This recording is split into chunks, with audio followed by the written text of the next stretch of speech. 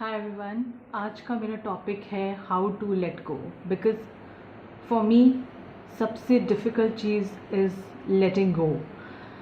Because वो चीज़ ऐसी होती है कि आपके ऊपर बहुत पावरफुल होती है। दैट्स वाई आप उस चीज़ को लेट गो नहीं कर पाते हैं। काफ़ी चीज़ें आपकी लाइफ में बिल्कुल मैटर नहीं करती, कुछ चीज़ें बहुत पावरफुल होती हैं। So what I do is कि फ़र्स्ट ऑफ ऑल मान लीजिए कि मेरी लाइफ में कोई ऐसी चीज़ है जो मुझे बॉदर कर रही है, मैं जिससे नहीं निकल पा रही हूँ, या तो I address that. First of all I accept the fact कि this is what is going on. Okay, I don't deny it. काफ़ी लोग डिनाई करते रहते हैं। बिकॉज क्या है कि एक वूंड है, एक घाव है, उसको भी आप जब तक पूरा साफ करके उसको उसके ऊपर बैंडेज नहीं लगाएंगे तब तक वो चीज़ हील नहीं होगी। ओके, सो काफ़ी लोग क्या करते हैं, साफ़ करने के प्रोसेस में उस वूंड को बार बार छीलते रहते हैं। वो पूरा थोड़ा निकलने की कोशिश करेंगे, फिर उसको वापस पूरा चले जाएंगे उस प्रोसेस के अंदर, एंड दिस गोज़ ऑन। और ये काफ़ी लोगों के साथ ये चीज़ होती है। और वो वैसे डिनाई करते रहेंगे, मतलब वैसे बोलेंगे नहीं मुझे कोई फ़र्क नहीं पड़ता है, एंड देन दिल go into some very sad mode और समथिंग। तो फर्स्ट ऑफ ऑल ये आपको एड्रेस करना है कि see this is the problem और मुझे इस चीज़ से निकलना है। फिर ये एड्रेस करना है कि इसमें टाइम लगेगा थोड़ा सा। I'll give you just example of falling in love with someone. Okay, तो suppose if you're in love with someone or you can't get married, और कुछ भी ऐसा हो गया, that person passed away or something, you can't be with them. You can never unlove someone. आप किसी से प्यार का रिवर्स नहीं कर सकते। अगर आपको किसी के लिए, that's the beauty of a heart, आपको अगर किसी से प्यार हो गया है, be it your friend, be it your कोई भी, अब वो प्यार रहेगा। आजकल बहुत टेम्परेरी रिलेशनशिप्स हो गई हैं, but I am talking about the real stuff, है ना। तो उसको करने के लिए यही है कि जैसे जैसे आपको रियलाइज़ हुआ कि अब आप अब नहीं पॉसिबल है, तो फर्स्ट ऑफ ऑल अपने आप को ये समझाना है कि अब ये चीज़ पॉसिबल नहीं है, ये मेरी मेंटल हेल्थ के लिए ये चीज़ अब सही नहीं है। इस चीज़ के ऊपर बहुत एनर्जी देना। और एनर्जी देने का यही मतलब होता है कि आप बार बार ये सोचते रहेंगे कि मुझे नहीं मिला, मुझे नहीं मिला, मुझे नहीं मिली, तो वो थॉट्स आपके उसमें आने लग जाएंगे, and that would repeat itself. तो आपको बेसिकली क्या करना है कि आपको अगर आपने 4 डेज़ भी साथ में स्पेंड किए हैं किसी के आपकी पूरी लाइफ में से, तो आपको उन 4 डेज़ को चेरिश करना है।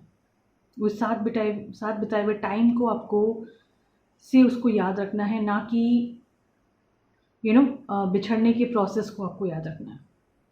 You have to cherish that moment, और you have to feel lucky that you got to feel something.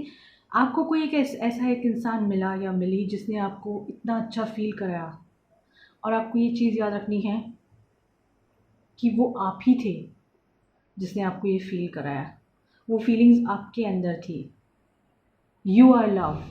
The person जो आपके साथ था, ही और she just brought out those feelings.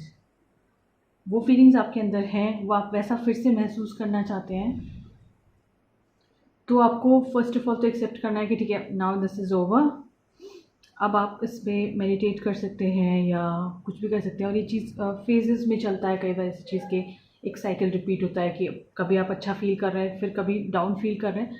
तो you can get a set of friends जिनको आप trust करते हो और जिनसे आप डिस्कस कर पाएँ इस चीज़ को। आई एम स्वेटिंग बिकॉज मैं पंखा बंद करके वीडियोज़ बनाती हूँ। बिकॉज किसी भी ट्रस्ट वर्दी पर्सन के सामने अपनी फीलिंग्स को एक्सप्रेस करना बहुत ज़रूरी है, जिससे कि एनर्जी का पूरा शिफ्ट हो जाए और आप अंदर ही अंदर घुटते ना रहें। And then you have to again ऐसे work on yourself, and आपको कोशिश करनी है, आपको ये रियलाइज़ करना है कि this was all you all the time. आप किसी को इम्प्रेस करने के लिए बहुत वर्कआउट कर रहे होते हैं, बहुत तैयार हो रहे होते हैं जिससे कि वो खुश हो जाए।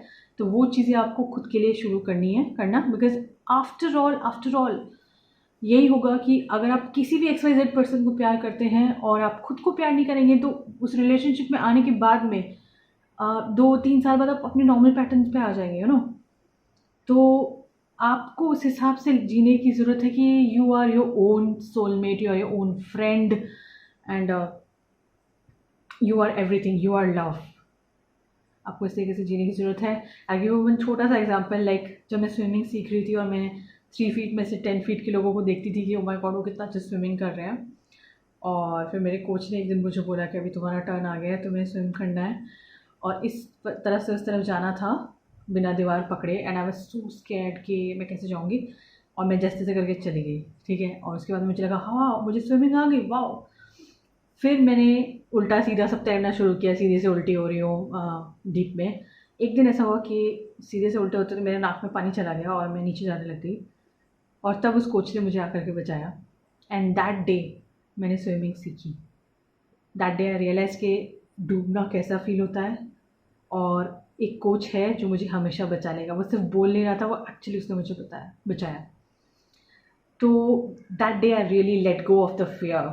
और मैं जिसको भी स्विमिंग सीखने के लिए बोलती हूँ ना, मैं उसको ये बोलती हूँ कि वाटर को अपना फ्रेंड बनाओ। वाटर से डरोगे तो you won't be able to swim, और वाटर को फ्रेंड बनाने में टाइम लगता है। आप एकदम से नहीं कूद सकते because it's risky, you know. I won't suggest कि आप फर्स्ट डे डाइव कर लें। तो टाइम दो, ट्रस्ट करो। मैं तो पहले दिन गाड़ी भी भिड़ा दी थी, और उसके बाद मैंने अच्छे से सीख ली। बिल्कुल कुछ भिड़ाना नहीं है, लेकिन जिसमें ये बोल रही हूँ कि आपको अपना फियर को लेट गो करना पड़ेगा रियली लाइफ को एंजॉय करने के लिए। That's all for today. Have a great day, bye.